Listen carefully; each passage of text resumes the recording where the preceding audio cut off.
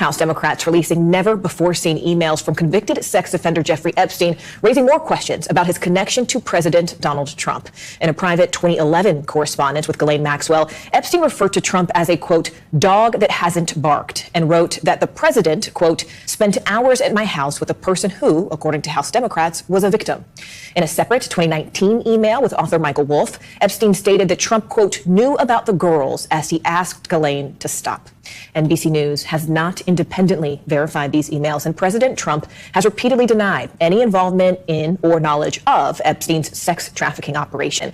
In a statement, White House Press Secretary Carolyn Leavitt responding to these latest emails saying, quote, the Democrats selectively leaked emails to the liberal media to create a fake narrative to smear President Trump.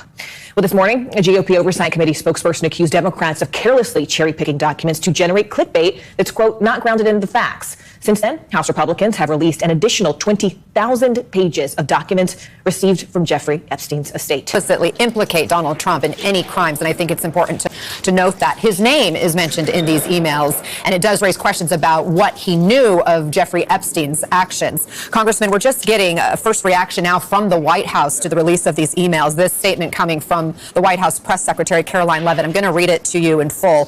The Democrats selectively leaked emails to the liberal media to create a fake narrative to smear President Trump. The unnamed victim referenced in these emails is the late Virginia Giuffre, who repeatedly said President Trump was not involved in any wrongdoing whatsoever and couldn't have been friendlier to her in their limited interactions.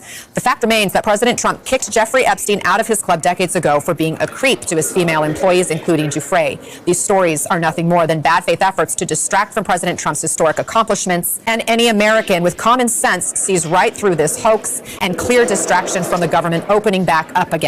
What's your response to that? My response is simple. Then release all the files. If the president has nothing to hide, if the press secretary right there in her comments and statement, if they have nothing to hide at the White House or the Department of Justice, then all we want is for them to release the full files. It's very clear. You can't spend your entire campaign saying you're going to do something and make a commitment to the American people and then backtrack. And so we're going to ensure, one, we always are going to protect the victims and survivors. And if they want to clear the president's name, and more importantly, also all of the other men and powerful men that may have been involved, then release the